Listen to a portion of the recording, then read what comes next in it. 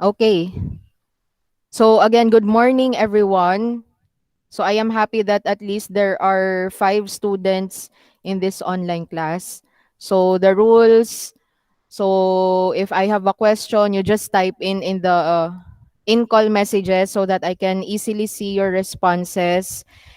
And if I ask you to turn on your microphone, kindly turn on your microphone. Okay? So we have here Ren Segun from section. Kindly turn on your mic. Renz from section.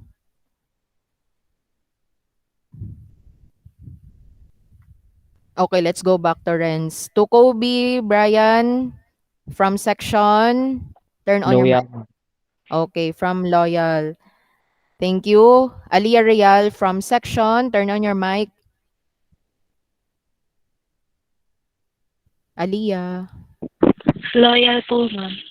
Okay, from Loyal. Thank you. And Andrea Dosil An from section. honest. Okay, yung nag-iisang taga-honest. Thank you, Andrea and Danilo. From Section Loyal, ma'am.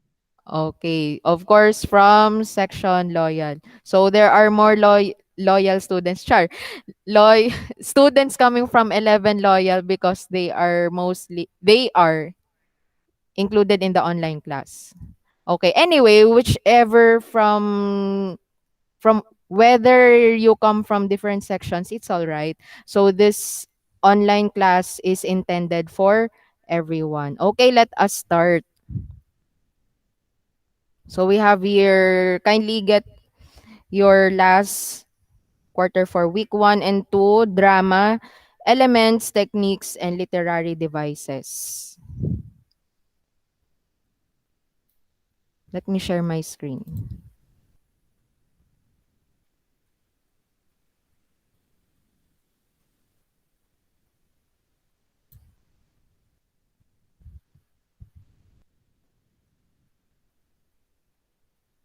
Okay, for a while.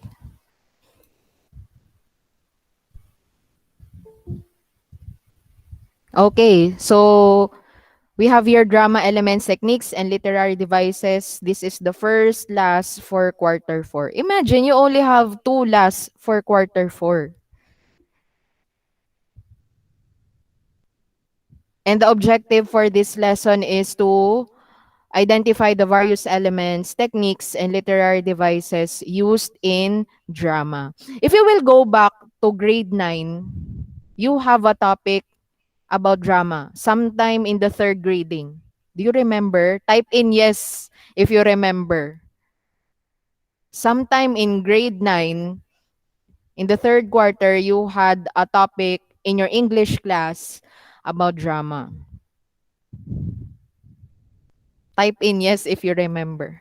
Okay, medyo okay la ito. Sige, what do you remember in your grade 9 if it was discussed in your English class about drama? Okay, only Aliyah responded. Anyway, let's go to this first activity. With your previous English class experiences, what are your thoughts or insights about? So in the first box or the first item there is about performing or watching drama on stage. So what have you written there in your last? You may type in your answers or your responses for your thoughts, your insights, or your experiences on performing or watching drama on stage.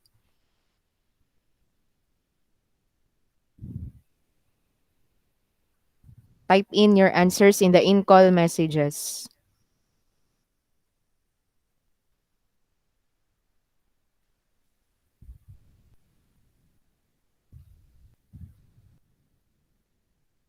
Are you typing? I hope you do.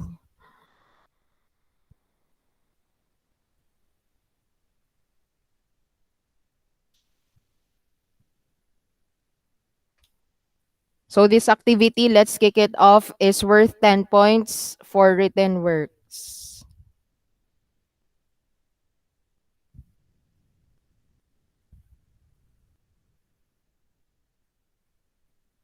Are you typing in your responses to the first item?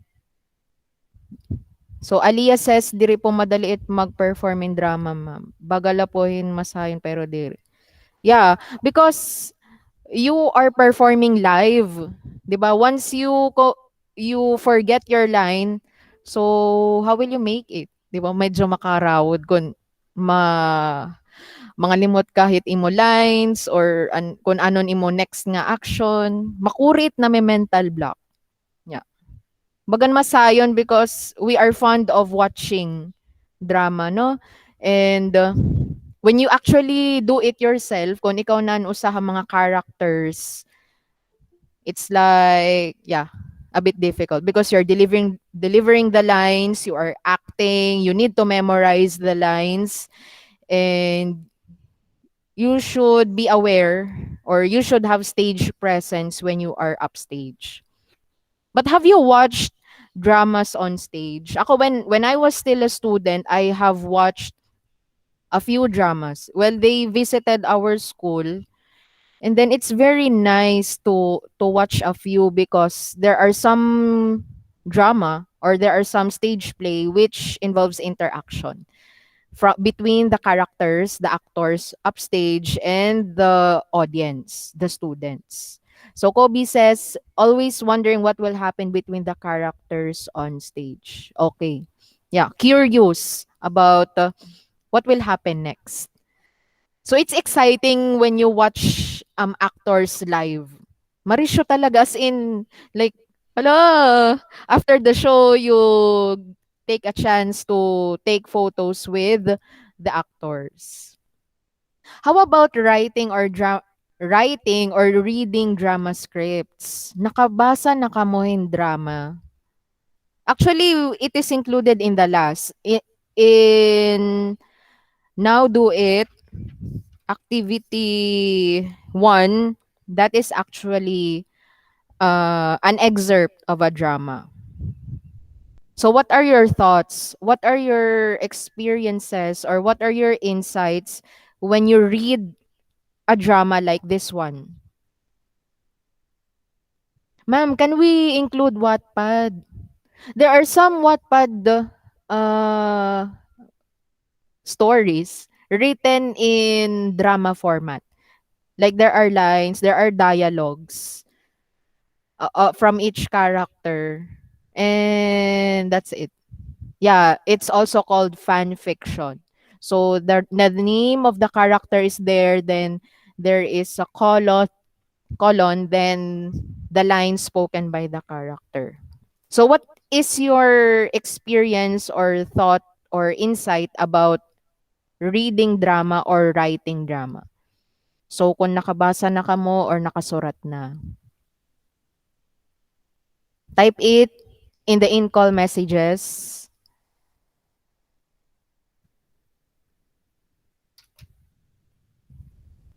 Okay, Danilo says, Marisha ma'am, it makes me happy. Okay, so I hope that is for both the performing and watching and writing and reading. But you know what, it's difficult indeed to write drama scripts. Well, that is for creative writing. How will you let your readers know know what you want to share to them through the characters and how they say or how they do things in that drama, 'di ba? Jillian says, I feel excited and pressure in the same time because you will know what will happen next and making sure that the script is connected in the story. Ah, okay. Jillian responds is for the second item, writing or reading drama scripts. Yeah, lalo na kung if you are fond of reading stories. So the drama is another level of reading fiction. Kasi in the short story, it's made up of paragraphs. In drama, it is made up of lines spoken by the character. Okay, let's go to the next slide. So for the next part, are you taking it? This one is worth 10 points for written works. So you are asked, how do you feel doing the activity? I guess from the responses that you have had here in the in-call messages, most of you are happy, excited, pressured. Um, you reminisce those days. May I know if you performed a drama in grade 9? Anyway, that was not yet pandemic when you were still in grade 9. What year was that? So maybe that was year 2018, like that. May I know if you have performed drama in your grade 9 English class? Okay, Brian had it way back grade 9 stage play. Yes, that is also related. Aliyah is not sure if that was Romeo or Juliet. Okay. So at least Maida. It's a different feeling talaga pag you perform, you act on stage. But how is it different from role playing? Role playing kasi it's an activity wherein you have to showcase what you have learned from a topic. 'Di ba in the different subjects you have, your teacher says, oh, make or present a role play of your understanding regarding this topic. It's a reflection kasi of your understanding. While in drama kasi, you are interpreting a literary text that is written by a writer or an author. Yun yung pagkakaiba ng role play and drama. So, in the next question, are you familiar with drama? Write down your best or meaningful experience with drama as a genre of literature. I guess most of you are familiar. And kindly type in the in-call messages your best experience or the most meaningful experience you had while performing drama. So were you one of the major characters, or are you just one of the props men, or are you the tree at the back of the stage? So ako, let me share my experience. In elementary, we didn't have stage drama yet, but we watched a few. So way back in grade 1, I remember Snow White and the Seven Dwarfs. And I remember the witch. It was the witch was creepy and scary. And we were still children back then in grade 1. We were afraid because the witch was looking at us. Ganyan. And then in high school, there were a few. I remember in first year high school, there was a play, The Little Prince, and I didn't actually understand that story way back then because it's something really deep. But when I got to read the manuscript for The Little Prince in college already, that's the time I understood the play. Ah, ganun pala yun. In college, we were asked to watch a few drama. Like I remember in my fourth year college, um Berde, something like, ah, hindi lang pula ang kulay ng pag-ibig, or berde berde, di lang kulay pula ang pag-ibig. Something like that. It's about LGBTQ, like that. That's in college. And after schooling, I still have watched a drama. This was way back 2019. Way back in 2019, it was shown in LNU. There's this, oh, I forgot the title. Basta it's a local story set in Anibong. Oh my goodness, I forgot the title already. Basta I have watched a few drama already. But in terms of performing, way back in college, that was a Broadway musical. Somehow, yes, it can be related to drama because that drama that we presented, The Wicked, is a literary piece. So yeah, I think that's one. And it was very challenging because even if I am not the major character, I was only one of the extra dancer or extra characters there. It feels different. Like, wow, I am an artist already. I am a celebrity. Feeling lang na so God. And yeah, it's different that you have come up with that kind of performance. Okay, so it is good if you have experienced that at Bisan Usala. But sadly for us, we cannot perform drama these days because of the pandemic. Okay, I hope that the rest also have experience way back somehow in grade 9 because that is a topic in English 9. Okay, now let's go to the next. So drama mirrors life.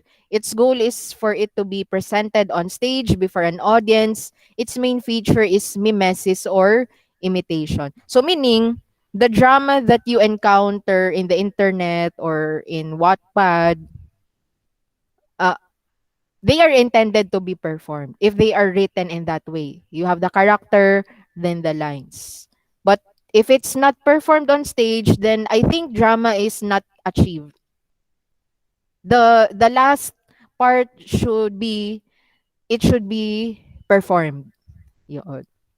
Next, we have your classifications of drama. So we have your performance, composition, and as a branch of literature. So drama is used to be acted on stage or on screen. That is why if we are friends in Facebook, I post weekly um the best short films of my previous creative writing classes, of my previous grade 11 classes. So if not for pandemic, that should be that should be the final output, a short film. Because I don't ask the students to act it live, but actually it's more exciting if they perform it live. 'Di ba? You see your classmates, your batchmates acting there, and then you get shocked, you get uh different feelings when you watch it live. Iba talaga it live versus when you watch it on screen. Let's say it's posted in social media. But anyway, whether it's performed live or if it's done in a short film, they are still the same. They are still the same. Because you expect that there are people watching you. So for composition, drama can be basically referred to as composition or a dramatic script which employs language and pantomime to present a story or series of events intended to be performed. So in as much as a play is enjoyed more when it is performed, you can still read a play and be entertained by it. So even if you don't watch it, or if even if you cannot find a short film of that drama that you are reading, it's okay, 'di ba? Because you can imagine it in your mind how the characters go, how they act, and the dialogue that they say. And as a branch of literature, it covers dramatic composition. Well, they are just related. So drama is a literary art. Like the different kinds of art, if you have if you are reading your contemporary Philippine arts from the Philippines, 'di ba, with Ma'am Elsa, 'di ba? Drama or literature is just one form of art. Literature is still an art. Okay, and it is unique because it is presented in dialogue from the beginning to an end. Unlike other forms of art like a painting which uses brush and watercolor, so for drama, it makes use of the dialogue, the lines, the actions, the performance, the execution of the whole drama. Okay. And we have here the elements of drama. If you can see, it is just similar with the elements of fiction, like plot, theme, characters. But what makes it different is that there is a dialogue, there is music and rhythm, and spectacle. So later, we will dig deeper into these elements of drama when we answer the activity. So I will not discuss it thoroughly. We will have it when we verify your answers for the Now Do It activity 1. Aside from that, there are essential elements in modern theater like they are just the same. Characters, plot, theme, dialogue, convention, genre. But included here is an audience. So every time that you write a play or a drama, it is expected already that there is an audience, whether they will read it or will watch it. Okay, we'll dig deeper into that later on. And for the dramatic techniques,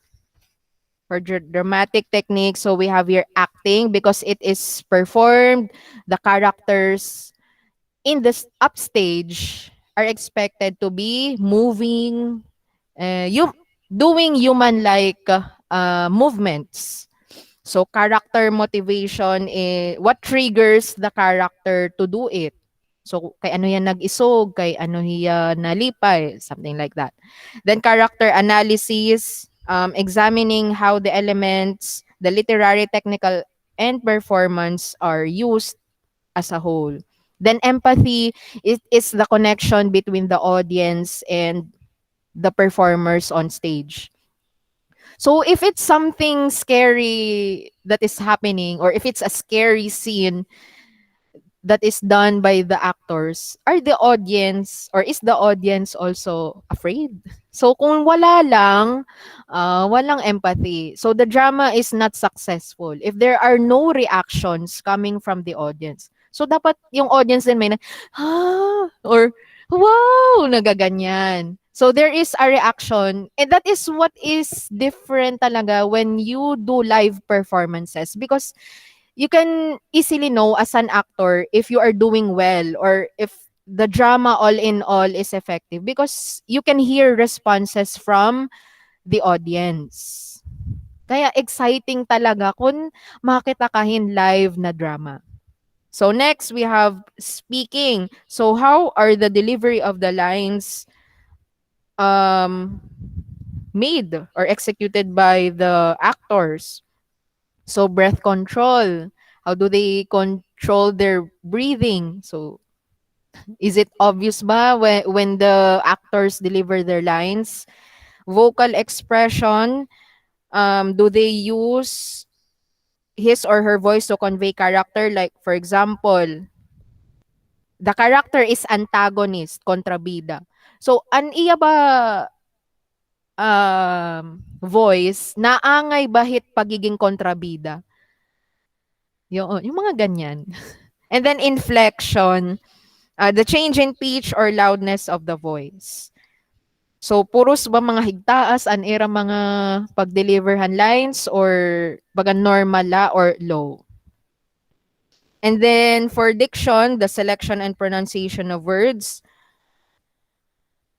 Um, for example, you can easily identify, this character is a rich, coming from the elite class, mga social. Kasi because they use formal words. So ini naman niya, this character is from the squatters area because they use slang, mga shortcut na words.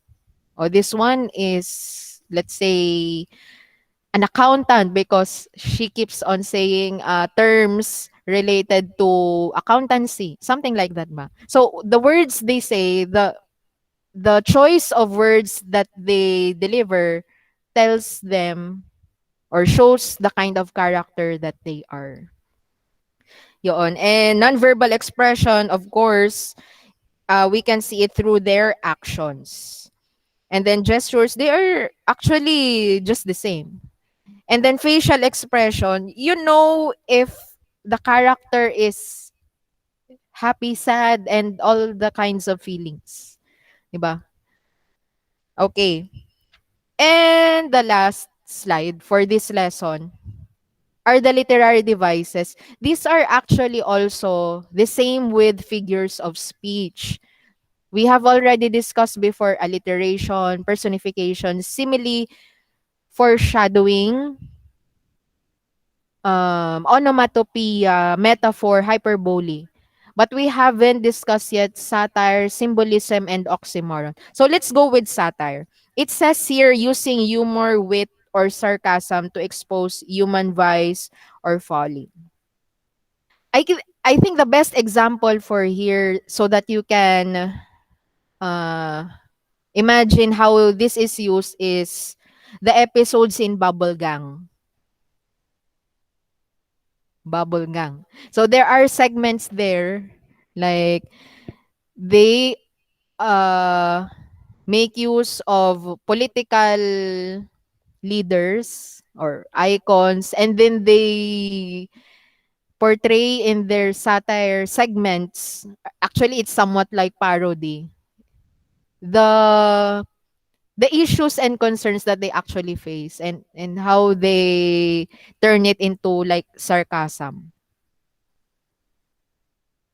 Yun. So just review. Most of the episodes of in Bubble Gang are mostly satirical or show satire. And then for ahin pa ba to? Symbolism, from the word itself, symbol. So there is an object or thing that is used repetitively throughout, in this case, drama. So later on, when we answer the now do it, we will see what symbolism is used there. Tama ba?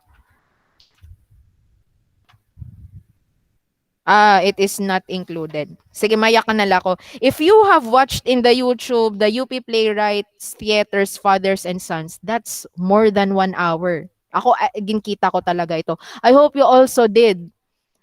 You watched in YouTube that play. And if you have watched that, the symbolism used there actually is the latigo. 'Di ba? That long object, bagan rope here, that is used actually to hit the horse, 'di ba?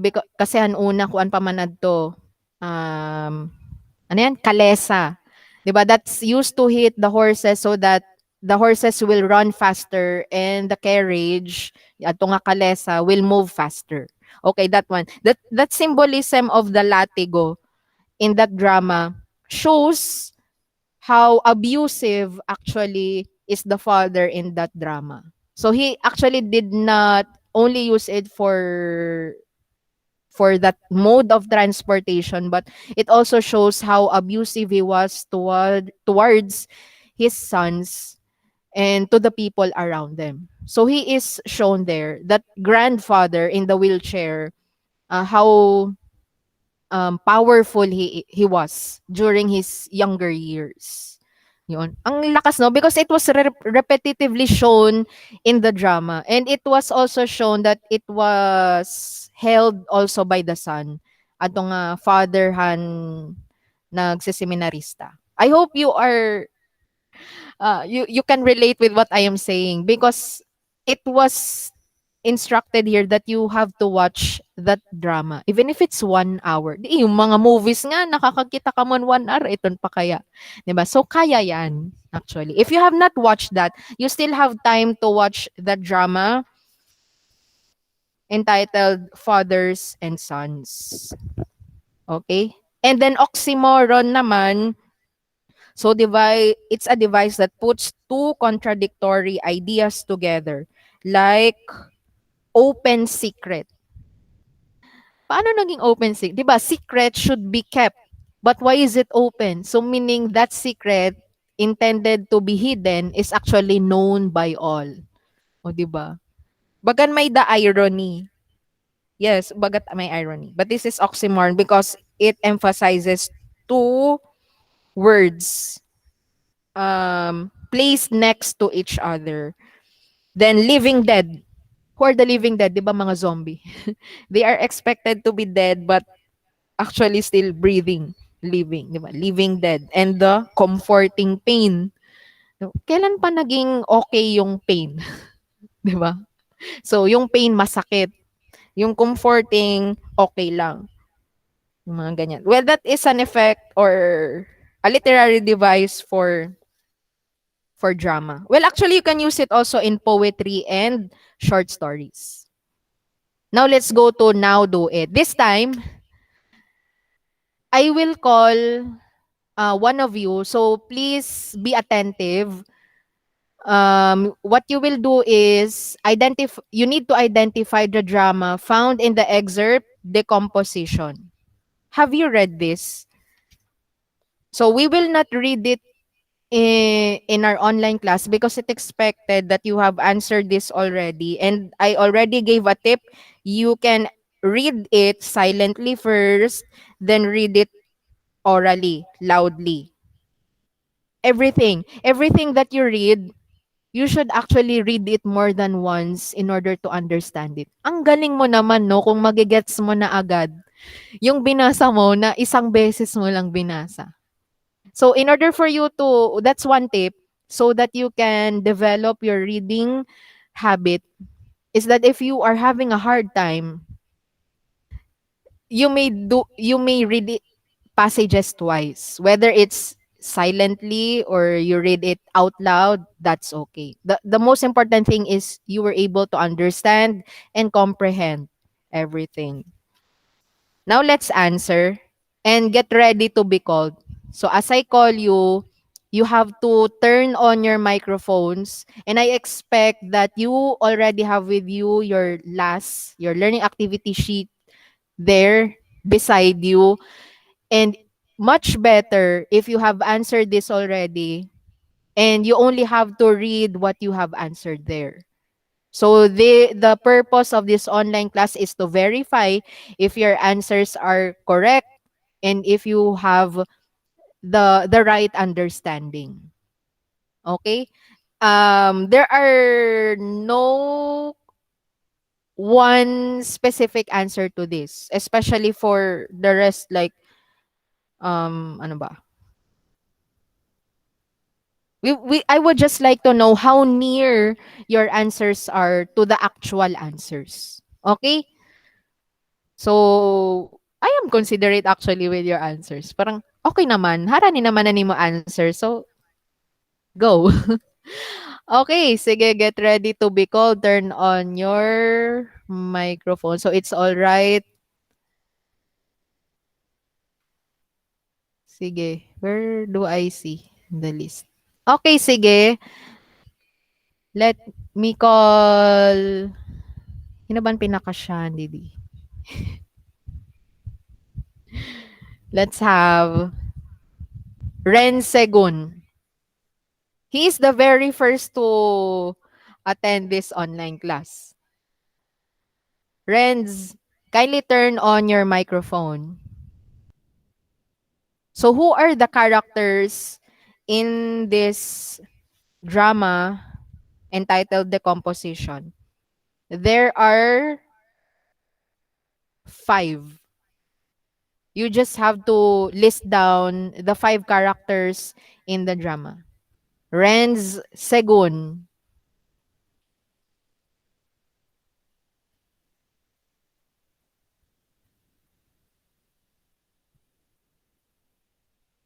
Renz.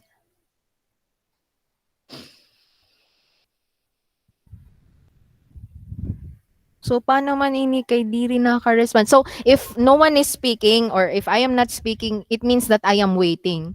But if it exceeds like 20 seconds that you have not responded, I will call another.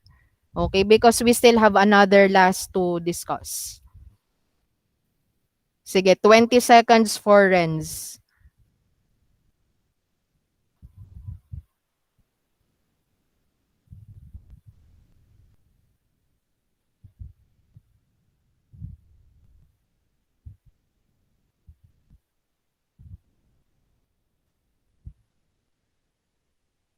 Okay, time is up.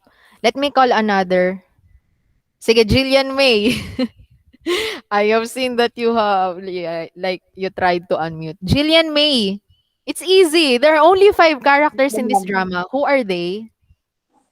Ikuan po, Perry Pippin, Helen, John, Christina, and Anastasia. Okay, yes, correct. They are five. Obviously, they are stated there in the drama. Next, thank you, ngayon, Jillian. Next, let's have Andrea. Ang mga honest talagang gintawag. Andrea, how about the plot? When you write the plot, it's like the summary. Oo, or what is it about? For example, may dama pa kay ano, haimo. About ano ba ito nga istorya nga imo ginbasa? Of course, you will not be saying all of the lines, you will not be saying all of the words, but you'll just give them a gist or an idea what the story is about. Sige, let's hear from Andrea, the plot. Plot. A dissolute character with one successful musical in his past, the class takes an unexpected turn. Ah, okay, yes, you copied it from the ano ito nga part, ini nga synopsis. Yes, that is right. That is one tip. When you get the plot, it's part of the synopsis. That is right. Thank you, Andrea. Sige. Or for me, I have here aspiring playwright. Parang reword ko laya. Aspiring playwrights gather and meet Mr. Perry Pippin. They read excerpts from their respective works while Mr. Pippin suggesting or injecting musical lines to students in awe. Mga ganyan. Okay. Next, for the theme. What is the message of this drama to you as a reader? Or what is the lesson that can we get from this drama after reading it? Let's hear from Kobe, from Kobe Bryant. What do you think does this drama would like to tell us?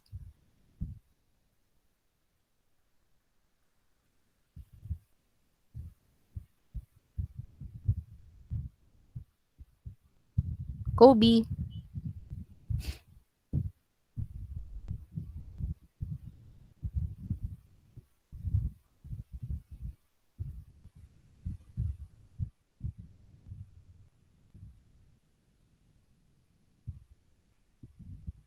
Okay, let's hear from another.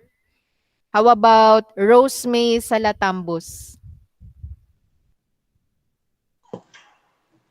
Yes, ma'am.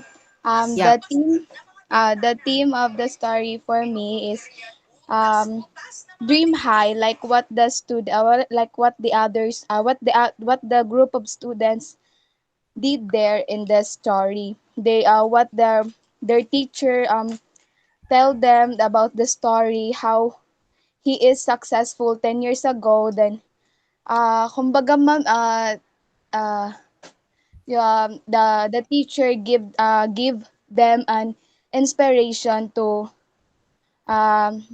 be better in their future career. Wow, very good. That's a nice answer. I like that part, giving them inspiration. Yun. Kasi 'di ba, as students, what you only expect or think is, ganito lang, ito lang kaya ko or amulain nita kaya. But the teacher there, Mr. Pippin, through his injecting or suggesting musical lines, made them realize na, pwede pala yun, yung may musical element han ira mga drama nga ira na ginsurat nga daan. Ganon. Or aside from that, thank you by the way, Rosemay. Another theme could be, it's about thinking outside the box. Kumbaga, be more creative. And also, there are things or all things we create can be improved. Something like that. Okay, we have naman the dialogue. What have you noticed with the choice of words that were used in this drama? Let's hear from Danilo. Danilo Colete. What have you noticed with the choice of words used in the entire excerpt of the composition?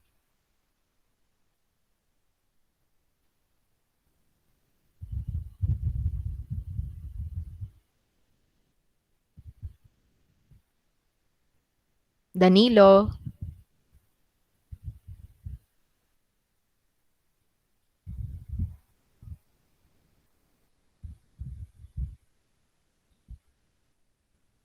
Okay, sige. Since Danilo has not responded, I don't know if he's away from his phone or what. So for the dialogue, you may say conversational words are mostly used kasi the words naman are understandable by the common person. The improved musical lines by Mr. Pippin are highly literary choice of words. Kasi, di ba, the musical lines are in italic. And if you will see there, like, the words scribbles, chants, envision, oh no, hindi rin nga yan. Where is that? Violations, provisions, it's like a jargon because the writer here is the accountant. Okay. There are jargons, okay, in this drama. What is jargon, by the way? Jargons are words that are related to one's profession. Like if you are a doctor or nurse, you will mostly use words that are related to the medical field. Yung mga scientific name, mga ganyan, or diseases or illnesses, mga ganyan. If you are naman like in this case, accountant, so you will use terms mostly related to accounting. Like mga suga dito na shareholders, sa Barnes-Oxley Acts provisions, publicly held, something like that. Yan, may mga jargon. Also, um, choice of words per character on the excerpts they have written reflect the kind of person they are. Kasi 'di ba, there is a character writer here who is broken-hearted. So ano yan nasurat gyap nga line pang kanan romance. There is also another ano pa? Let me see that. Christine naman, a professor of anthropology, histology. Oh, she only had a few lines. She did not actually share her work to the class. Yan, mostly ang nag-reflect talaga an kan Helen and who is that guy? John and John. Yun. Okay, let's go to convention. When we say convention, for convention, these are the techniques and methods used by the playwright and director to create the desired stylistic effect. Have you noticed the style that the writer tried to achieve? Kasi 'di ba the story goes this way. There are these aspiring writers, mga script writers of a drama. They enrolled in this writing class, and then there is this professor who just came in. It's a new professor. They are not his professor in the previous classes. And then when this new professor listened to their excerpts, to what they have already made, di ba, he suggested, oh, sorry, you should have done it this way. Ganyan, and nagkanta-kanta hiya, ganon. Tapos, ang mga students, ang ginsugad na nila professor, hala, pwede pala yun. Yung mga ganun ba na reaction na. Kasi they were struck in awe. Nagulat sila na pwede pala yung mga ganyan na magkanta-kanta sila while they are performing or while delivering the lines or when making the lines for the drama. So what do you think is the convention? What have you answered? Let's hear from, ano ba't waray na tawag? How about Min Borromeo? Romina?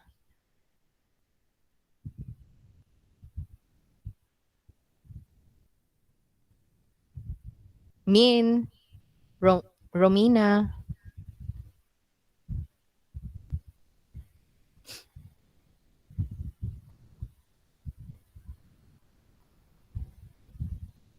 Okay. So I think that's a difficult item there. If you have noticed, 'di ba?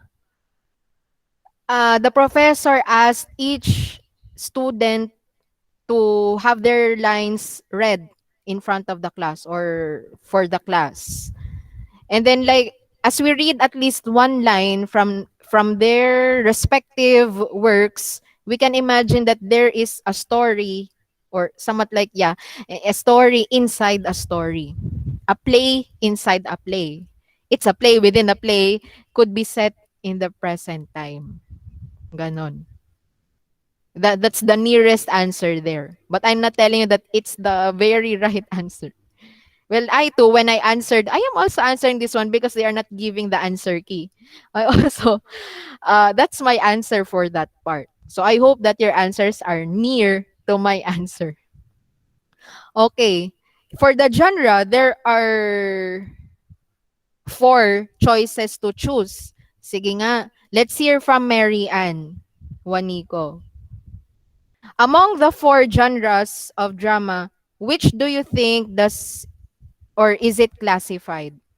The genre of the composition. Is it comedy, tragedy, mystery, or historical?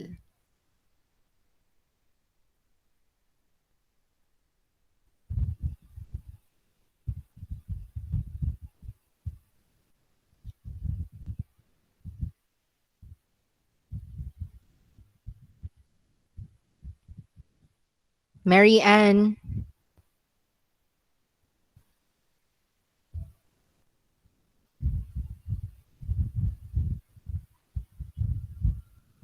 Yan ako pala nabasaan ka ni Romina na message.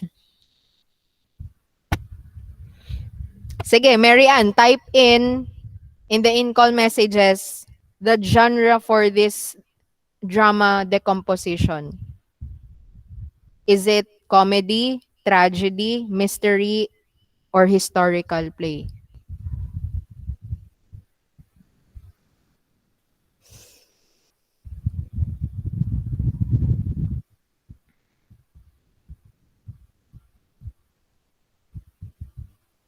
Mary Ann.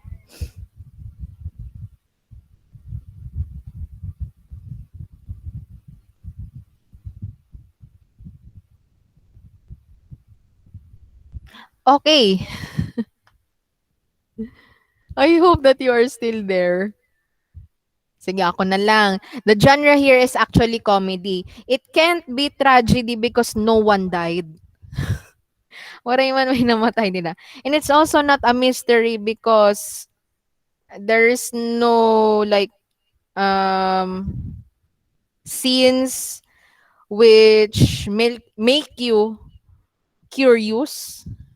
Though actually, an ining nga excerpt, okay, it ends with John saying, "It's your line, Mr. Pippin." And we don't know where Mr. Pippin had been. But I searched in the internet that the continuation here in this drama is that Mr. Pippin still did what he did with the rest of uh, of everyone's work. He still suggested musical lines for John's work nga kanan romance na mga kanan heartbreak ganon. And historical play it does not give us something history. So it's comedy. This one is a comedy. How about the audience? Who is the intended viewers or readers of this drama?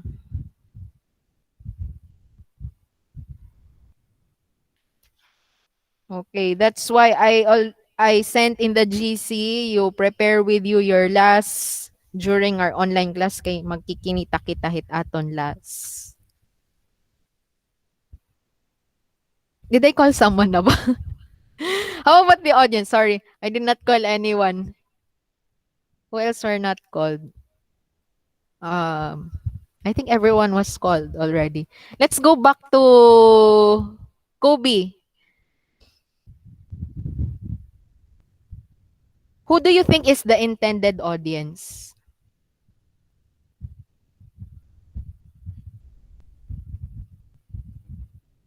The reader, ma'am. Of course, there is a reader. But specifically, who are these readers? Are they young? Are they adult? Are they senior citizens? Are they what? What do you think are their professions? Kobe, specify.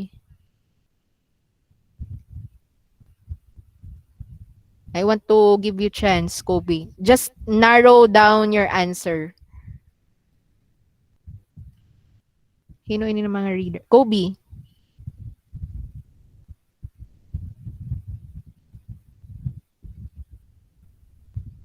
Okay, we will go back to you. Rosemay was raising her hand. Sige, Rosemay. Who do you think? Ma'am, youngster or Youngsters? youth or youth. Okay, And pwede. Youngsters or we may narrow it down more to young those aspiring writers. playwrights, yes po. Yon, 'di ba? Because they are students, 'di ba? And they enrolled in a script writing class. So they are aspiring script writers. Mga ganyan or we may say also that the intended audience here are literature students. Ganyan. Okay. How about the musical or rhythm? Actually, it was indicated in the beginning of the drama. You may just have it copied and pasted. let but let me know if you have identified it. Sige nga, what is the music or rhythm used in this drama? Let's hear from Renz Segun. I called him but he did not respond yet. He haven't answered my questions. Renz,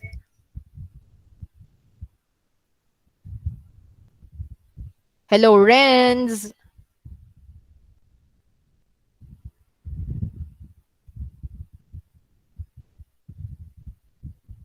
Renz.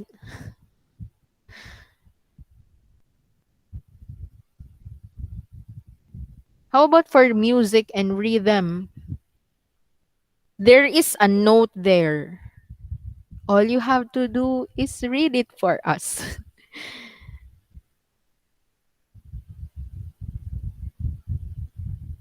Sige, we will go back to you. How about Jillian May? What was said about the music and rhythm for this drama? Jillian May. Pare pa concern, ma'am. But do you have your last with you right now? Opo, ma'am. Okay, sige. You turn to that page. And I will ask you to look for the answer because it is stated there explicitly. Meaning, makitan mo nga nito, amo na an answer. You go to page 8. Ito nga ni nga activity, now do it activity 1. Decomposition. The very first part of the drama. Sige. Look for that part wherein there is a note regarding music or rhythm. You scan the page. It is there. Clue. It is enclosed in an open close parenthesis. Ma'am, Oh, there are sige, no wait actual lang. music, Because, ma'am. ito, kasi madaling question, ang daming nagre-raise ng hand. I was calling Jillian May. Sige. We will call you later ang mga nag-turn on ang mic nga nag-raise na hand. Sige, Jillian, kindly read it. There is no actual music in this place, although Perry does chant his way through a few lyrics. Excellent. That's the note there. Okay? So, we have an idea that there is music involved, but not really a music, but there is chanting. That is right. Andyan na. Okay, sige. Lastly, we have here spectacle. So the question is there a costume or a scene or a props? What can you say with the physical setup of this drama? Whom I will call. Sige, Danilo. What can you say with the spectacle? The props, the costumes, the scenery. What do you think is used? Where are they? Ato mamit pinakakuan conference room. Okay. So that is the setting that is mentioned in the conference room or classroom. That is right. O, di ba? Nasa, na-indicate dida. Ha? Setting. O, di ba? Sugad lang. Ganun lang kadali. You just have to scan everything. Adi na. So this is something heavy. You really need to watch this video in YouTube, the drama Fathers and Sons. This is set actually in the 1970s. So the influence of the Spaniards may be evident still in that drama as portrayed in this video in YouTube.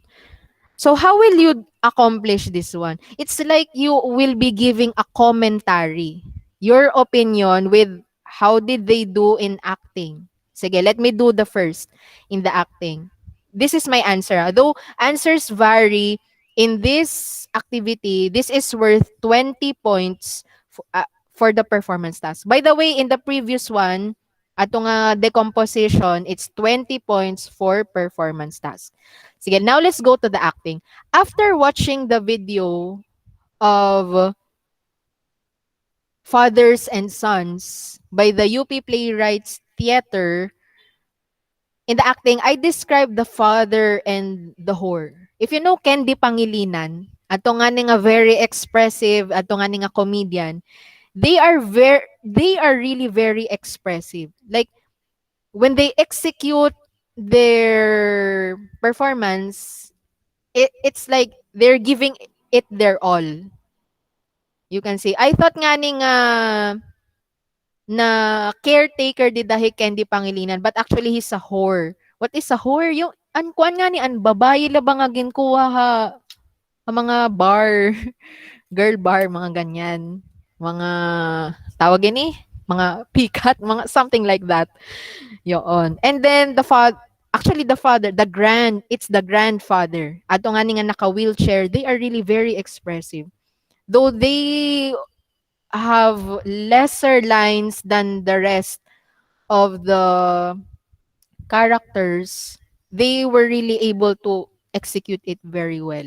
Ganyan. And then I said, the rest of the characters like the daughter and the nurse, they are okay. Ganyan. And also, I can see the British influence of the daughter-in-law. Adto nga ni nga social, ang naka-yellow, nga naka-blue, na the mother of the seminarista. Yun. So that's how I answered the acting for this drama. Okay, how about the next, the character analysis? So it says here, no, literary, technical, and performance aspects were what? Are they successful or what? What can you say with the character analysis? May I know from one of you? What can you say? How about Ria Lakaba? What can you say with the character analysis of the fathers and sons after watching the video?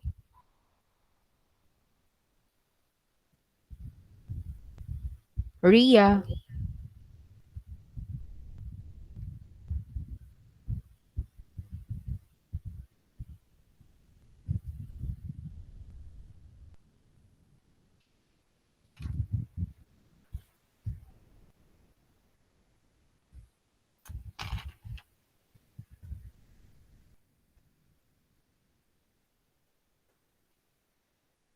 Okay, sige, ako na lang. In my answer, I said, all the literary, technical, and performance aspects were excellently portrayed naman.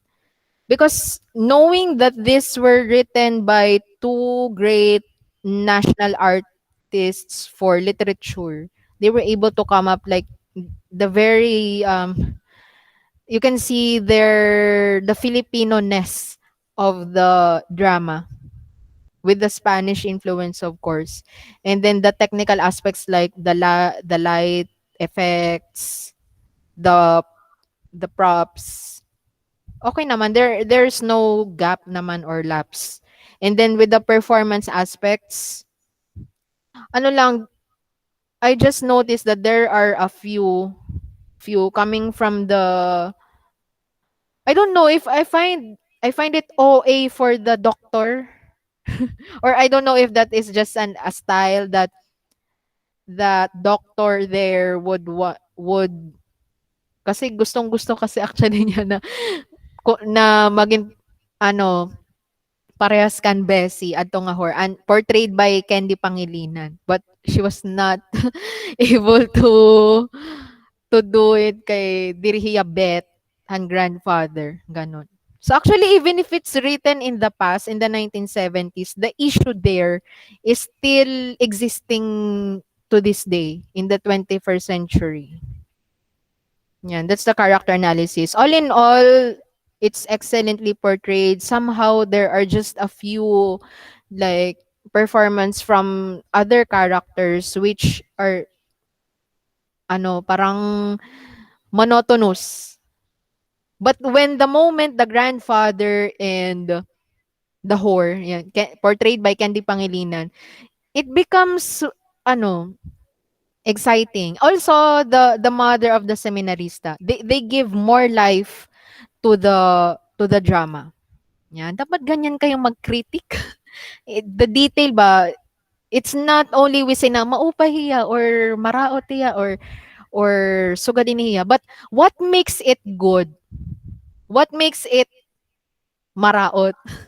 What makes it not so good? Specify. In that way, we can determine which aspects of a particular work of art can we improve. Not only in the from the writers that we encounter, but also in ourselves when it's our turn already to write. The challenge is up to us na. Yon. Okay. I think I will be doing this all. Sige na, before I proceed to the next, how do you find this activity ba? It seems like everyone is silent. Kanina, pag gina-identify la, damo na't na-raise in hand or gusto mag-answer. Well, no, kindly raise your hand and tell us something, your opinion regarding this activity. Or how would you rate the difficulty in this activity? 5 for the most difficult, 4, 3, 4, 3 a bit, or okay lang na difficult, and then 2, it's easy, and number 1, chicken lang yan. Or it's easy. Sige daw, you type in the in-call messages how difficult this activity is. Rate 5, it's very, very difficult. 4, medyo. 3, okay lang. 2, easy lang. 1, chicken lang yan. Kobe Bryant says it's 5. Okay. Rose May 3, Danilo 4.5. So somewhat like difficult. Difficult. Because you are evaluating Manggod.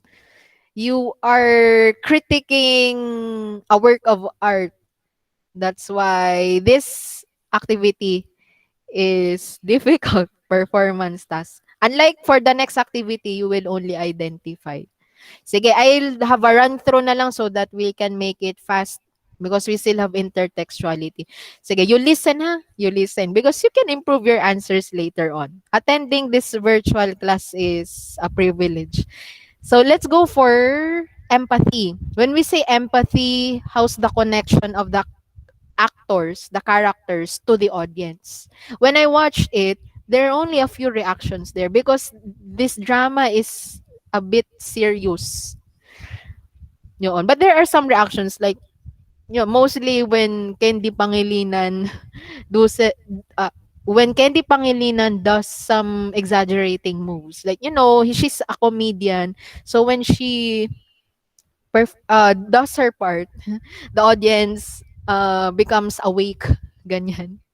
So the empathy there, the actors portrayed their roles and the audience was able to relate to the feelings of the characters, especially if there is an intense expression of emotions. Like when the grandfather was really angry or was really very proud of his achievements. Parang, oh, di nga, parang gano'n. Maging sa ganahan mo kuan ba? Magiging reaction. Or, haakon, like, grabe kahambog talaga nila. And if you really have watched deeper into this, ginutro actually ang mga achievements han grandfather. Nauna actually ang daughter, ang naging caretaker han grandfather. And then ginutro actually han grandfather about han achievements ngan ang long imaginary table ngadto han set. Yoon. And then for the speaking, majority of the characters shout. Mostly they shout while delivering their lines as expression of anger, guilt, and frustration. It's evident really in the grandfather. Also with the whore, portrayed by Candy Pangilinan. Towards the end actually. And also the son, atong business, let's say he's a businessman. Kasi parang yun yung namana niya dun sa tatay niya. Kaya ganun din yung naging effect sa kanya. So most of them are actually shouting. In terms of breath control, all characters were able to show proper breathing while delivering their lines. You know what? 'Di ba when you speak fast, tas nawarayan kayo hininga, you can feel that there the manner of delivery is like paano ba? Parang there is a break while while speaking your lines. Itong mga tumulon kalaanay ba ni mo? Laway ba? So, actually, it was not seen there. They were all fluent, continuous. Waray may nagbuntong hininga or di rin buntong hininga. It's like you're in the middle ba of delivering the lines and then you swallow something. It didn't happen there. So they're good in terms of breath control. In terms of vocal expression, there are a few parts where the actors sound monotonous, like the whore, and the nurse and the son, Mr. Monzon, the elder one. Medyo monotonous, ani ba? But the rest, they are expressive. Also, the seminarista, he was expressive actually. In terms of inflection, most of the pitch used is high. Kasi in pitch man is you can determine if it's high or low. Most of the lines are high pitch. In terms of projection, all of the voices of the characters are appealing to the audience. So, ang grandfather, makikitaan mo talaga nga successful talaga ya kay grabe tiya pag hinambog nan rice fields kuno ini kuno nga balay. It's only them who had that kind of house, and then this latigo with matching pag hit pa han latigo towards the floor, he did not hit anyone naman ganun. But to consider the projection, they're really appealing to the audience. And also in terms of physical naman, they did not show their back. They really they face towards the rest of the characters well, and also towards the audience if it mostly if they're necessary. And if you notice, if they are not speaking their lines, they just face the audience. Anto nga projection. Okay, and speaking style, the lines were well delivered by each character portraying their roles. Well delivered naman. Well, hindi, I don't say excellently delivered. Ganon. Well delivered naman. Ordinary. Okay lang.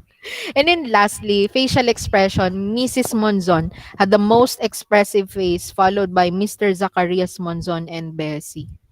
You can really see in their face nga like Mrs. Monzon, she has a British accent manggod. Well, to signify that she is elite, she is social.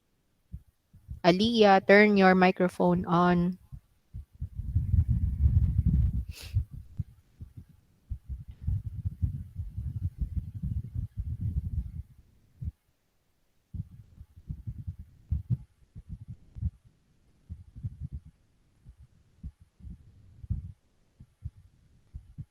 Aliyah, number two.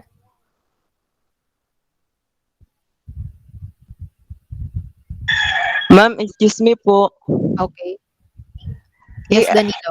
kay Aliyah, ma'am, nagkukong kunot yung internet, ma'am, nalag. Ah, okay. That's why she is leaving and connecting, joining. Okay. Yes, Sige, ma'am. thanks for that info, Danilo. Sige, let me call another. Let's have Andrea. Sige, turn on your mic, Andrea. Read the item number two and what is the literary device used? It's one of the easiest.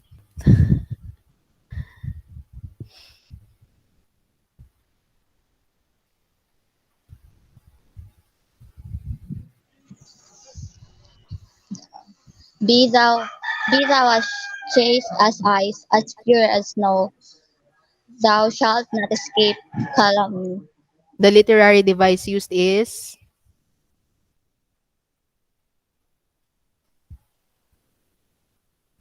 Andrea. Simile, ma'am. Very good. Diba? Ang easy lang because of the words as chaste as ice, as pure as snow. There are actually two. Okay, number three. Let's hear Thou from thy Julian May. Jillian, number Ma'am, three. ano naman ako. For murder, though it though it have no tongue, will speak. Literary device used. Anay, ma'am. Anay, ma'am. Mm.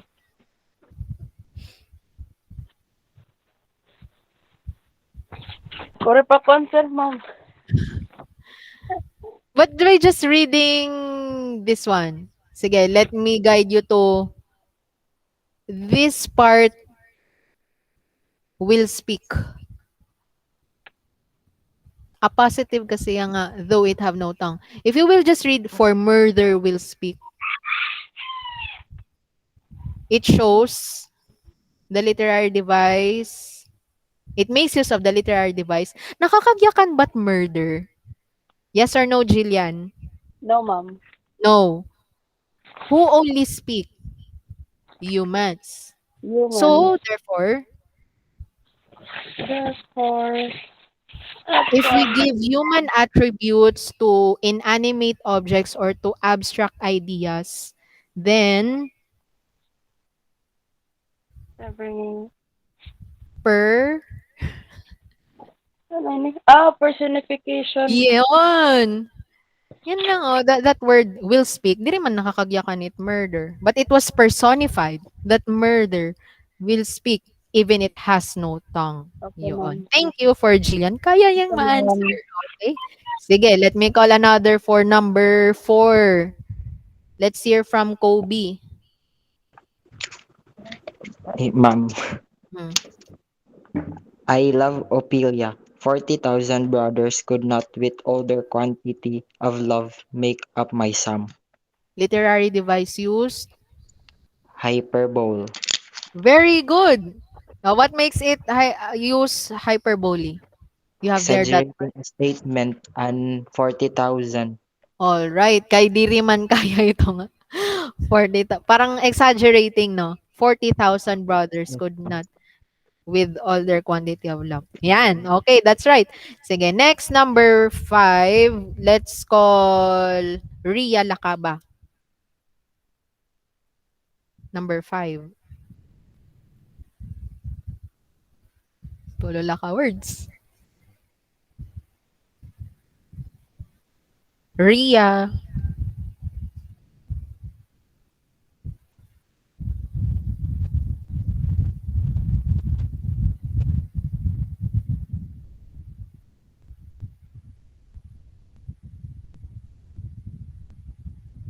Anyone? Oh, there are only three words. How about Rose May? Um, this too true. Mm. Ma'am, I think foreshadowing. Uh-huh. Is it foreshadowing? It Does faces. it show future events? Give a hint of future events?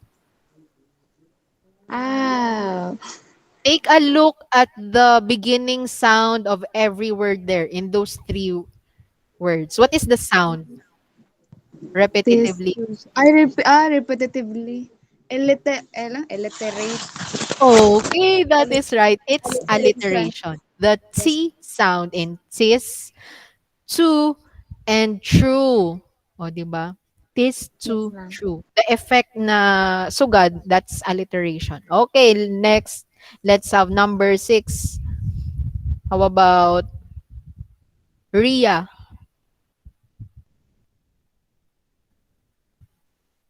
Ria Lakaba. Number 6.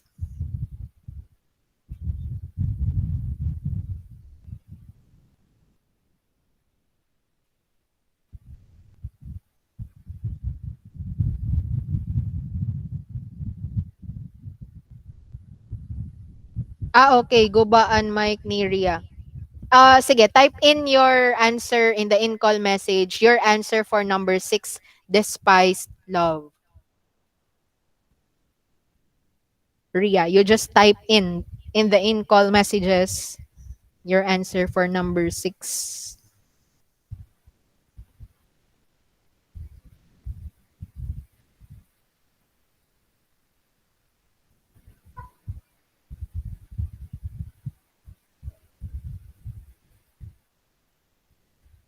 When you love, should you be despised or should you despise or get rid of someone or treat them badly?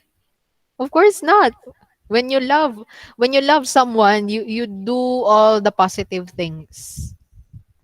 Is it hyperbole? Is it something exaggerated? Take note, these are two words placed next to each other, and it seems like they are antonyms. They give us opposite, contradicting ideas. When you despise someone, you get rid of them, or you stay away from them, or you treat them badly. Diba? So when two words are placed to each other with contradicting ideas, it makes use of, starts with letter O, Ria.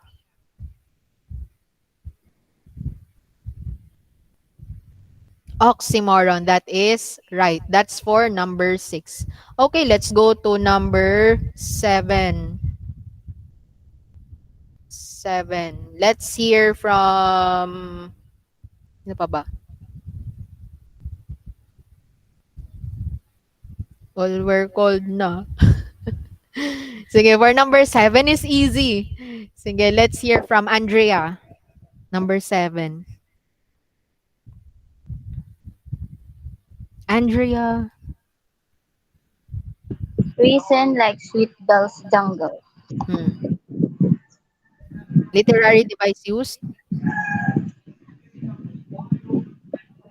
Onomatopoeia, ma'am.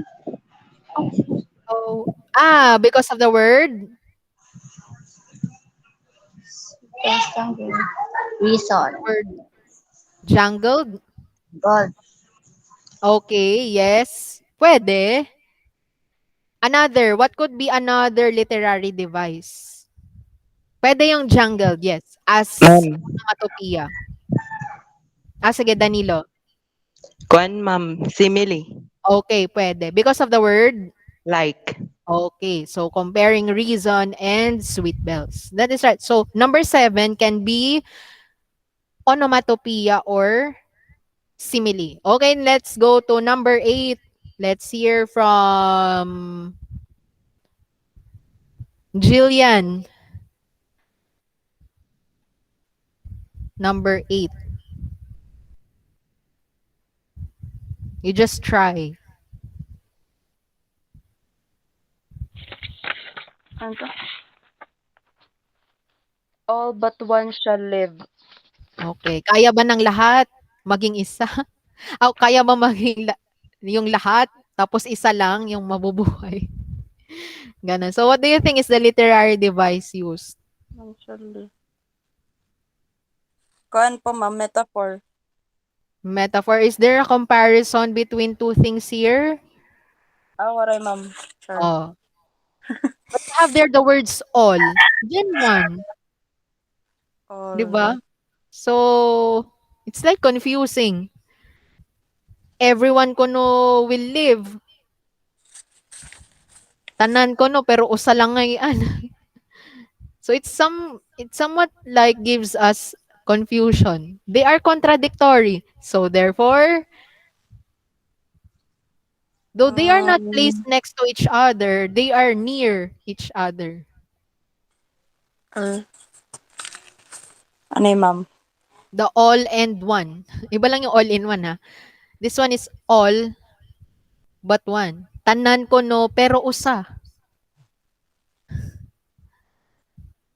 When there is contradictory ideas, Ano, it makes use of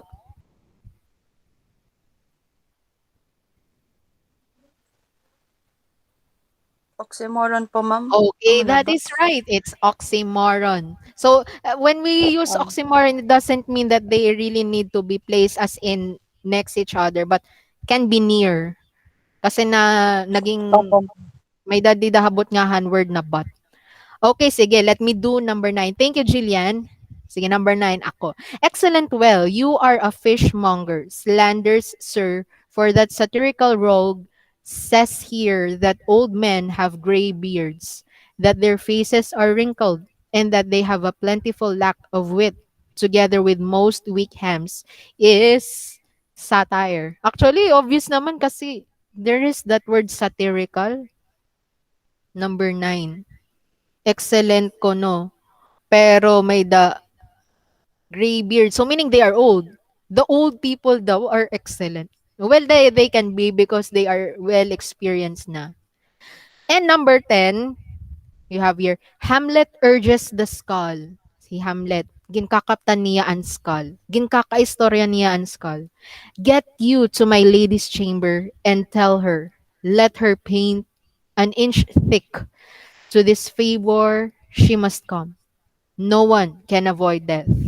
He traces the skulls, ginkakaptan niya ang skull. He traces the skull's mouth and says, here hung those lips that I have kissed, I know not how oft, indicating his fascination with the physical consequences of death. Shows foreshadowing. So, ginpapakita niya na parang he wants to kill someone.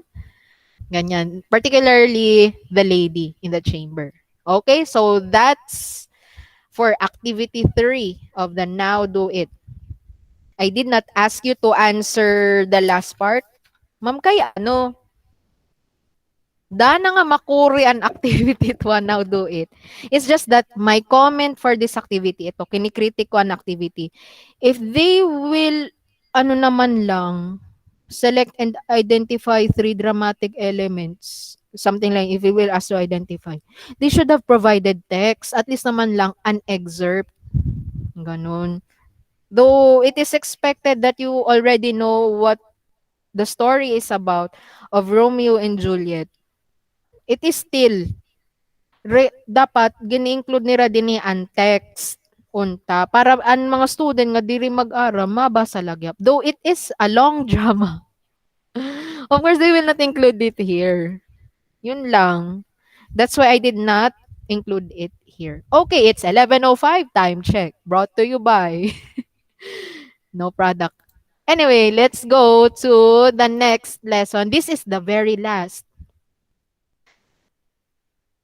The very last. And I am sorry if it's confusing, learning activity sheet number 12 and 13 tapos lesson 7 intertextuality. Tas ang previous lesson 2 drama, 'di ba? Parang I think the writers were not able to edit this or proofread. Anyway, intertextuality is a technique, meaning it's just one way of making the drama a unique one or a more thrilling kind of drama. So what should I expect? So at the end of the lesson, the learners will be able to understand intertextuality as a technique of drama. So how do we know if something or someone, a story, it this could be also be evident in pictures like in the memes you see in Facebook. But in here, we would like to focus on the drama aspect. Okay, before we get there, gusto ko lang share adi. These are the recent intertextuality that we can relate to as of this moment. 'Di ba, the BTS McDo meal can you see? The BTS McDo meal is available now in your nearest McDo branch. Anyway, but while browsing during the peak of the BTS meal as availed by many fans, the army. Wow, me too as an army. But uh, we come across in Facebook this kind of posts. It's loading. This one. If you come across with this picture nga Jollibee edition naman, the Popstar meal, though this one does not exist, you will only appreciate the humor found in this picture if you know the BTS McDo meal, ganyan. Kumbaga, ginhimuan ba nila ba nga, ha, Jollibee naman, since si Sarah Geronimo, kuan man gyapya, music icon, and they also have these foods, Tala Nuggets, from her song Tala, and her song Ikot-Ikot with their fries, nangalimot na kan ngaran nini nga fries, nga curl. And then they may daghap coke. Parang an equivalent ini nga ikot-ikot an medium fries han McDo han kanan BTS min yan. You will understand why this poster is made up. It's because of the trending BTS meal these days. Diyan mo lang siya maintindihan. But if you're not aware of the BTS meal, you will not understand why this is posted in social media when in fact this is not um offered in Jollibee these days. Dirito na exist. It's just a joke. Yan. That's the purpose of intertextuality. Only those who know BTS meal in McDo will understand this pop star meal. So another is this one. If you know F4 way back 2004, yan trending yan. They are the first Southeast Asian drama to be trending during those times. Kuan pala kadto grade 4, grade 5. Anyway, yun din o, ginsoban ni Ran. McDo kon nas may fries, then I don't know what. Siguro adaan butangan han nuggets, then there's this Coke, then there's the two sauces, spicy and barbecue. You will not understand this if you don't know the BTS McDo meal.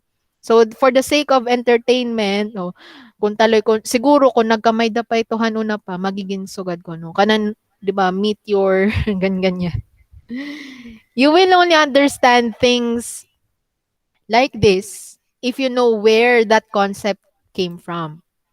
So another with this one, ito naman maiba naman ako. The best crossover episode of all time. This episode in Pepito Manaloto, I actually just came across with this week lang. And I thought of including this in the intertextuality lesson.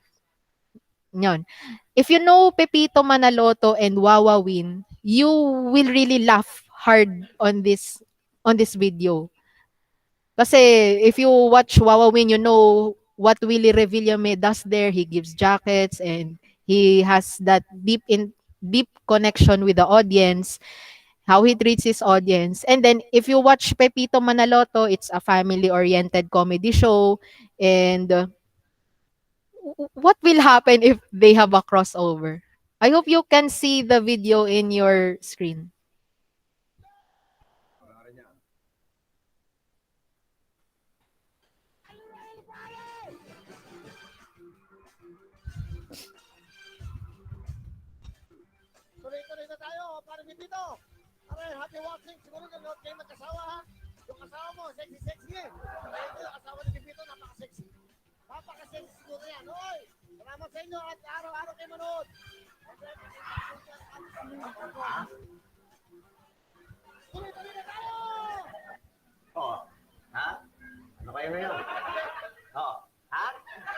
Fitz, pasensya na.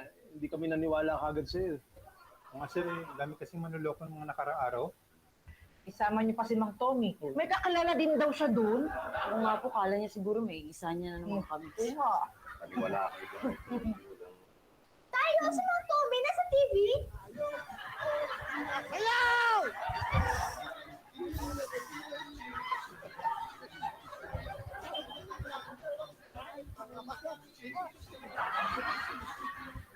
Ito, meron ditong isa. Matanda, matanda. Ito, matanda. Ito. Ito, matanda. Oy. Kaya, pangalan nyo? Tommy Jones po. Si Tommy. Pero sa stage po, Tom Jones. Okay. Ikaw ba, tiga saan? Ano po? Tiga saan ka, tingi? Matanda ka na ba? Matanda ka na? Matanda. Okay, tiga saan ka? Buti mo yung mga kaibigan mo. Okay. Gusto ko sana magbati kay Robert, Patrick, Baby at Maria. Ano masasabi ko sa inyo? Andito ako kay Willie! Kuya Willie! Andito ako! Okay. Bigyan ng jacket yan!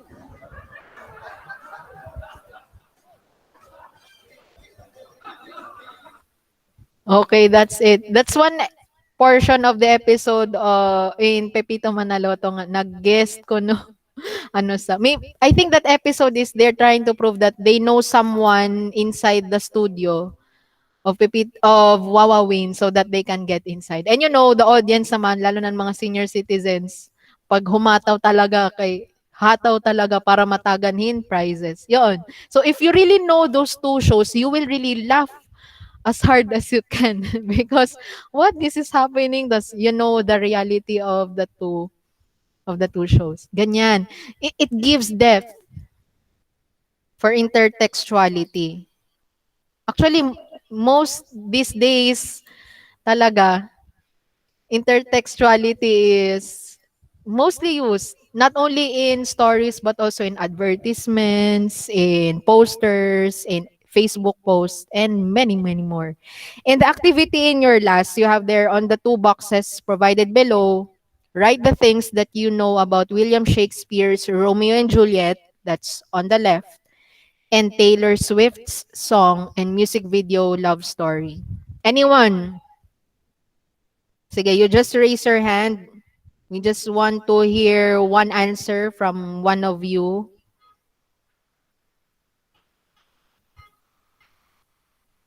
What do you know about the story Romeo and Juliet?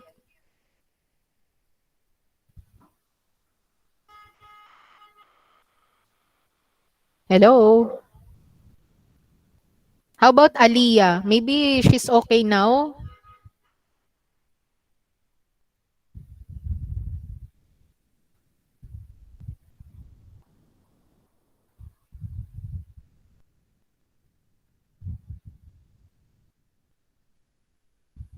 Aliyah.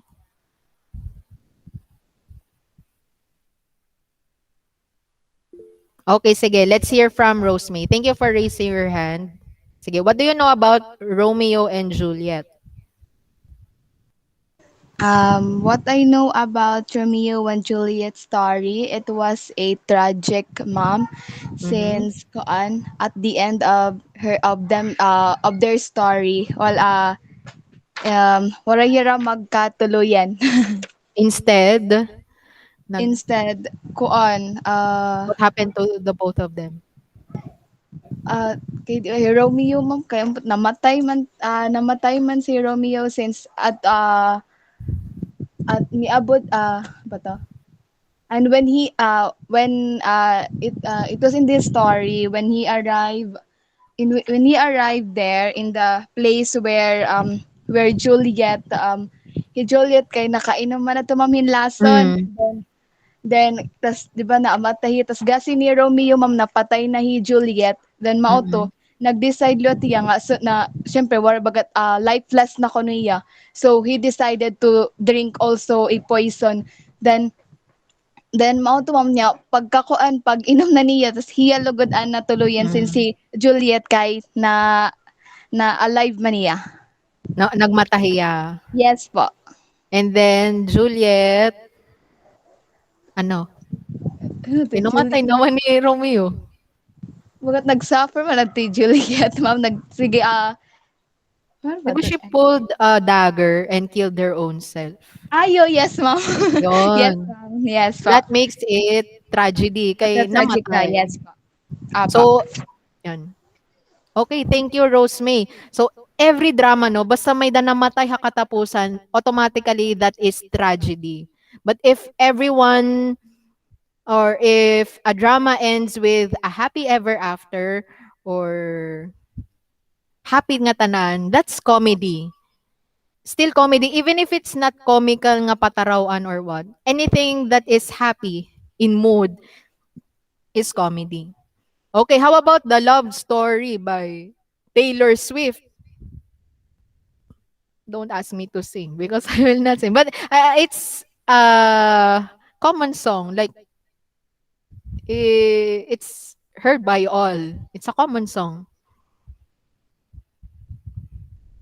Ganito na lang. Is the love story of Taylor Swift's song had the same ending? Type in the in-call messages so that we can see. Again, is the ending in the last part of the love story by Taylor Swift song the same with the ending of William Shakespeare's Romeo and Juliet? Yes or no? Type in the in-call messages.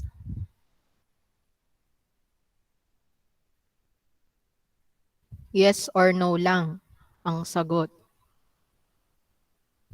Okay, no, that's right, Rose May. So, actually, in Taylor Swift's song, the ending is they met, the boy and the girl met in the outskirts of the city. And then Romeo pulled a ring and asked Juliet to marry her. So, it's a happy ending. Ganon. There is a commonality with between the two nga both no, a relative or a family member is in opposition with their relationship. So the father in Taylor Swift's song does not want Taylor Swift, her persona there in the song, to be with that guy. And then there is also like the tawag ini. Anyway, forget about that. So yon. That's the major comparisons between the two. So for are you taking it? Do we still by the way, this activity, the let's kick it off is worth 10 points for the written works. And for this activity, are you taking it 10 points for written work? May I know how do you feel doing the activity? Anyone? Type in the in-call messages. How do you feel doing this activity? Comparing the work of William Shakespeare's Romeo and Juliet and Taylor Swift's song Love Story. Was it difficult? Was it easy? Or did you have to think hard about it?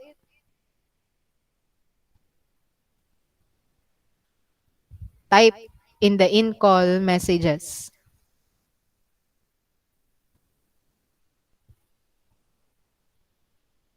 May I see one response?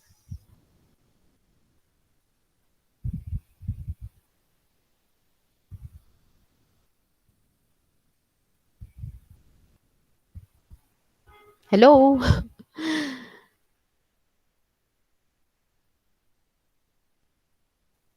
Bakit si Rosemay lang yung nagre-respond? So she says, it was great since I was reminiscing how I felt back then watching the movies.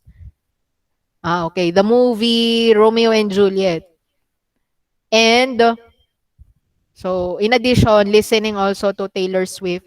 during the time that that song was released. So I guess most of you are familiar with the two literary outputs, the drama and the song. And number three, wala, nag-brown out ko no kanda Jillian. Okay, sige. Number three, do you think there is a relationship between Shakespeare's Romeo and Juliet and Taylor Swift's love story? Yes, there is. Actually, it was mentioned already. So intertextuality, like what I said, is connecting ideas to other texts to add a layer of depth to a text. So para na lang, to make it more understandable, so I showed to you a while ago the crossover of Wawawin and Pepito Manaloto. That is intertextuality. If you don't watch the other, you'll not appreciate that episode. So ano man kung nato'y ra Wawawin. But if you are watching Wawawin and at the same time you are also watching or you know how Pepito Manaloto episodes are, then there you appreciate more that episode nga patarawan talaga yung aduro. Yung ganon. So, connecting to ideas, meaning a film, a song, an artwork, ano pa, or any piece of information before and you use it to the present text or whatever form of art is that, intertextuality enriches it. Okay, and there are two ways of applying intertextuality. Implicit, yan yung hindi obvious. Yung kailangan mo pa siyang i-analyze, kailangan mo pa tingnan yung mga details para malaman mo kung intertextuality ba talaga yung ginagamit or kung meron nga bang naganap na intertextuality dito sa form of art na to. Explicit naman, the word itself means obvious, meaning it the writer mentions, quotes, or cites. So implicit, hindi obvious. Explicit, obvious. Next, the types of intertextuality are these five. And these are the choices for your answers on Now Do It Activity 1. So we'll have it there na lang. This one, who would like to answer? We can see here uh, that green puppet is one of the characters in Sesame Street. And that symbol actually, ito nga green nga, anadahaig inihiya, is part of the logo of Sesame Street. But the sharing things there, sharing things, it's not part of the show, but it's siguro it's a slogan or a poster or you share things. But we know that this character here, ini nga, nangalimutan ko actually ano yung ngaran. He he actually parang he steals food or he steals things from everyone around him tapos giniiyan nala. He's selfish. But it's very opposite nga. It's used to this picture sharing things. What is your answer here? Can you type it in the in-call messages? Is it parody, allusion, appropriation, quotation, adaptation? Which of those types of intertextuality? It's difficult to answer this if you are not watching Sesame Street and if you don't know this character. Oh. Can you guess? Please type it in the in-call messages.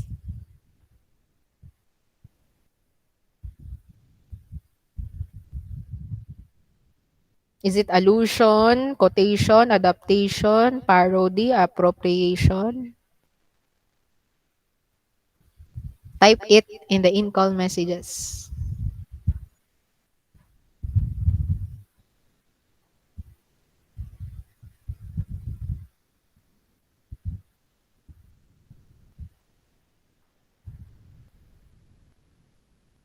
Hello? Please type your answer in the in-call message.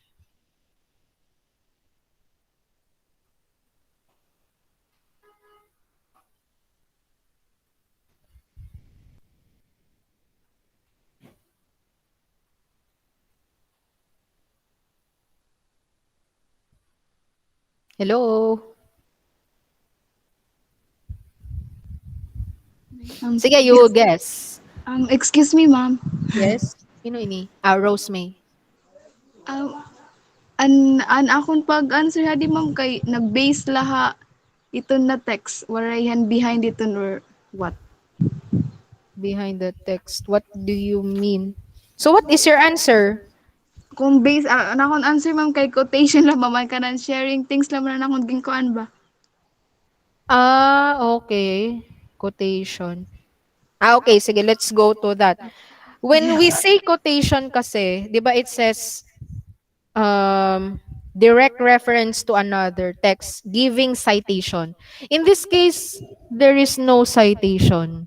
Hindi naman niya yan line. Itong, nakalimot na ako hindi nga character. Ini nga character. Kuan kasi niya, tawagin ni, nagsisteal ba? Yung mga titos, since ada man niya trash can na ukoy, gin kakada niya. Mas adalaya, di ba? But it's contradictory actually to this one, to this character. Well, anyway, thank you, Rosemay, for your answer. The answer is actually, should I say na? Parody. Why parody? Diba, ano, it's like giving, it's discrediting one's vice or folly. So, nga, mag-opposite kasi. Parang, this character nga green, this green character is di rin man niya kontrabida, but he has just this attitude of getting things from the rest of the characters in the show. And then contradictory to that is this sharing things which he doesn't do. Ganon. Something like that. Maybe we need to watch Sesame Street episodes to fully understand. No, actually, amo it makuri ha mga movies o mga different works of art nga nagamit in intertextuality. Kay diri kita nakakaintindi kung kaya nabasugan.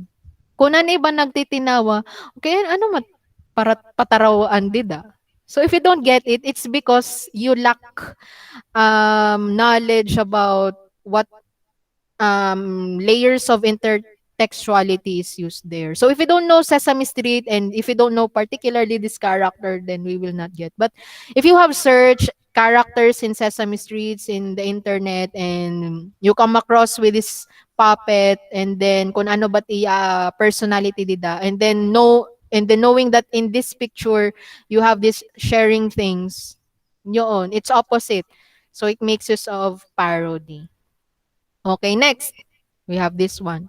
So obviously these are two artworks and they are similar with the portrayal of that facial expression with two hands on the sides of the face looking shocked with the similar waves in the background. Ito mga red, orange, then blue at the bottom.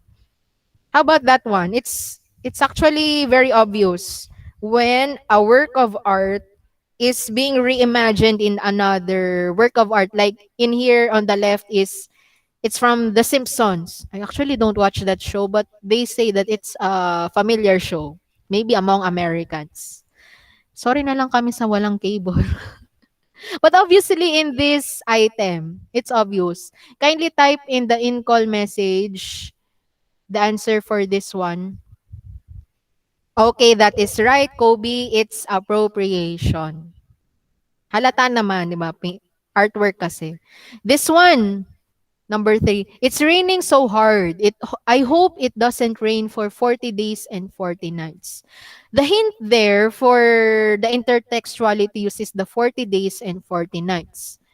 Where could you have might heard this phrase, 40 days and 40 nights?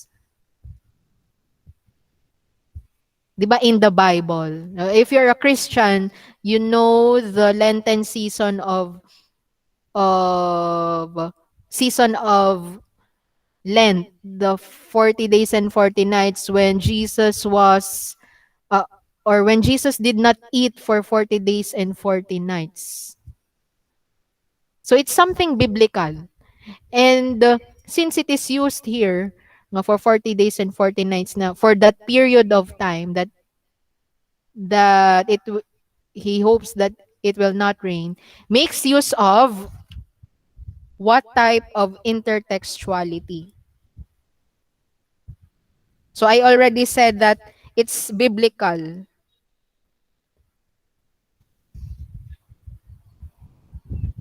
Okay, yes, that is right. Danilo and Rosemay, it's allusion. So mentioning something biblical. This one, chocolate was her Achilles heel. But who is Achilles? Achilles is a Greek character. One of the major characters in the Trojan War. Yeah, and in Odyssey. Have you read those stories? I guess may daman ito grade 10 English, first quarter, Greek mythology. Am I right? In literature in English 10, you have their Greek mythology. It is known that Achilles, in that story, they have a war, no? Tapos, bisan ang mga kalaban na strike and arrow ha iya bugos nga body, di riyan namamatay. But when suddenly Achilles parang nagtumbling adahiya, nagtumbling hiya tapos naigo an iya tiil didto layan namatay. So kaya no, kasi when he was still a baby, Achilles was submerged in a water to protect him. River of Styx yan, no? Na-remember ko in my Greek class in college. In the River of Styx, gintunlob manggod di Achilles, han baby pa ya, to protect him from all dangers, from all illnesses, from all injuries, except that heel. I forgot if it's right or left. Anyway, so amo laan diri na protektahan nga portion haniya bugos nga lawas. So during this time in the Trojan War, adto lagi nga naigo ang tiil ni Achilles, amo na ang time nga namatay na hiya. The rest bisan naigo ya iya arms or iya torso or chest or iya ulo, diri ya namamatay. But the Achilles heel let him die. So when we say Achilles heel, that is actually the weakness of a person. And in this sentence, going back, chocolate was her Achilles heel. So it's a weakness. Chocolate was her weakness. Yun. So meaning, that is right. I can see your answers now. It's allusion also. Mythological naman na reference. So you really need to read a lot in order for you to understand things. Next item. Actually, I had a hard time with this. You know what? I don't have an answer here for number 5, to tell you honestly. So I'll just give that as a bonus. Okay? I cannot identify as well because I don't have the answer key here. A war between one nation freed hundreds of thousands of innocent people. Bonus na. Okay, sige, go. Pamasko ko na iyo. Okay, this one. This is ano na ini? Number 5. Time check 11:34. Okay, it's a movie poster of Ella Enchanted. Diba this is yun nga, this is a film. But is this the original film? No. This is, if I say the word, that's the answer. If I say the word, that's the answer. It is derived from one previous movie already. Ganun din, mga princess din, na color blue rin yung poster. How about this item? What intertextuality is used? So, clue, this is a film. When I say the word, it's the answer already. Okay, that is right. Adaptation. Kasi may kasi movie nga Enchanted. Enchanted la. It's in the early 2000. I think Ella Enchanted, mga 2009, 2010 ada inihiya. Yun. So if you know the movie Enchanted, you'll understand that this one is just an adaptation of the previous film. To be honest, I haven't watched this film. But obviously, it's adaptation. Next. Indeed, the game ended as she brought with her the words of Eleanor Roosevelt: "The future belongs to those who believe in the beauty of their dreams." Obviously, it is enclosed in quotation marks. O, nasabi ko na. Di ba? So, the answer here is quotation. Obviously, oh. And there is this citation already of Eleanor Roosevelt. That's the only way you can identify that intertextuality is used when a person, a name of a person is cited, and then his or her quote follows. Next, her "call me maybe boy" literally annoys her all the time for not picking her up. This is somewhat modern. What type of it's not adaptation. It's not adaptation. Oh, sorry, sorry. This one. Yun nga, sabi ko nga, it's somewhat modern. So, it's like, it's already used in a song. It's a title of a song. Way back mga 2010 or 2011. There is a particular phrase here, which is a title of a song.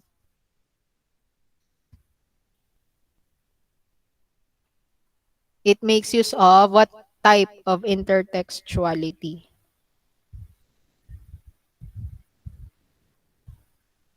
The song is by Carly Rae Jepsen. No? That song entitled,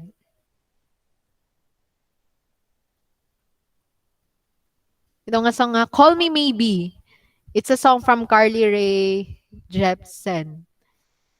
So it's under the pop cultural type of allusion. So when you mention Call Me Maybe, actually in Blackpink songs, ano yun eh, when Lisa mentions Pump Up the Jam, Pump Up the Jam is a line from a song in the early 2000s.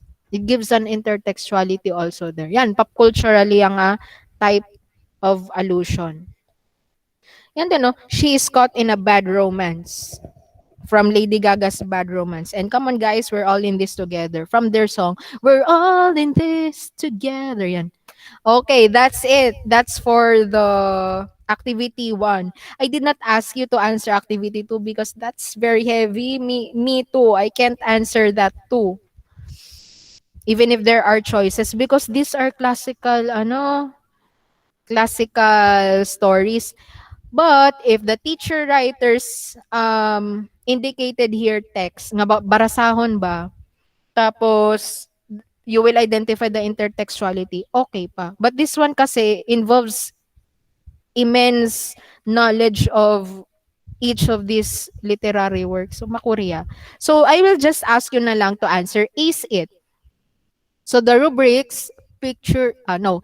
The instruction is cite 2 examples of movies or literary texts with intertextuality. Make a brief analysis of the intertextuality used on each of the literary piece.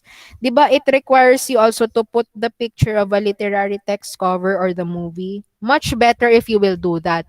If you cannot make or if you cannot paste the movie poster or the text cover, please indicate the title. Ha? Indicate the title. And then, part kasi yan rubrics. So, kailangan talagang mag-indicatein picture. So, that's worth 5 points. And then, if you identify the intertextuality, if it's parody, allusion, appropriation, quotation, or adaptation, another 5 points. And then, the explanation of how intertextuality is used in these two, another 5 points for a total of 15. For example, let me give you an example. If you know the story of Cinderella and the movie of Selena Gomez, another Cinderella story released way back, I guess 2007, 2008, 2009, sometime during those years. They are very similar that the lost shoe should be found. But in that case, for Selena Gomez version, they had this mga sing and dance. No, dancing pa, mga dancing portion. But they still, still have to look for the missing shoe because Selena Gomez in the another Cinderella story should leave by 12 midnight because she needs to go home. Yun lang. And then, it's the same with Cinderella.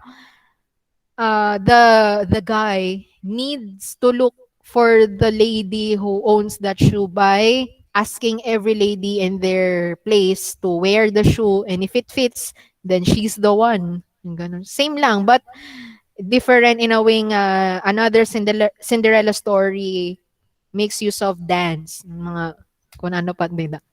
Yun. So see how a drama or a story is enriched when intertextuality as a technique is used.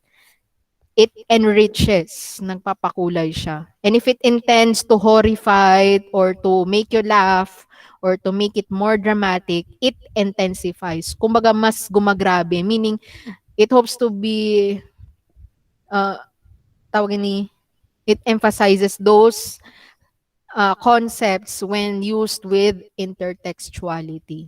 Yon, I hope everything is clear and there ends the whole school year. This is the last and this is our last online session. So I hope that you were able to understand the lessons here, and even if we didn't see face to face, still you were able to catch up with the lessons indicated in your last. What can you say before we end this online session? And there are only a few of you left because the others had internet problems, others had brown out, others, maybe limited data use. So I just maximize na lang this session kasi so that it will be all in one. These are only the two lessons for the fourth quarter. And another reminder, please submit all of your answer sheets on Monday, and that is the last. After you have submitted all your answer sheets, then you can have your vacation. Pwede na ka mo mag-ML all day, TikTok all day, ano pa, do the things you wanna do. Kung nagtatrabaho ka mo, then you can work already. You can have a like summer job, though it's not summer anymore. You can do things na um yun. Any words to say or anything to say before we leave? So the rest have left already. And even if we are few, we will still have um a photo shoot.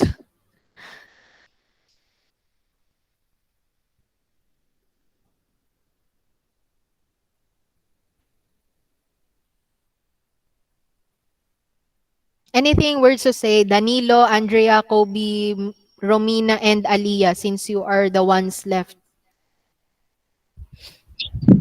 Ma'am, Sige, Danilo. ma'am.